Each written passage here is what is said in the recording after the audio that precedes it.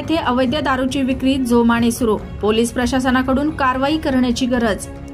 सेलू तालुक्यातील कुपटा येथे अवैध देशी दारूची विक्री जोमाने सुरू असून या अवैध देशी दारू विक्रेत्यांवर पोलीस प्रशासनाने कडक कारवाई करून होत असलेली अवैध दारूची विक्री बंद करावी अशी मागणी जोर धरत आहे। दारूबंदी असताना प्रशासनाच्या नजरेआड रोज अंदाजे 10 ते 15 पेट्या देशी दारू माल वाहतुकीद्वारे वालूरहून कुपटा परिसरात खुलेआम आणल्या जात आहे। या देशी दारूची खुल्या विक्री केली जात असून परिसरात कुठलीही अधिकृत दारू दुकानं परवानगी नसताना ही वाढवी दराने ही दारू ग्राहकांना मिळते।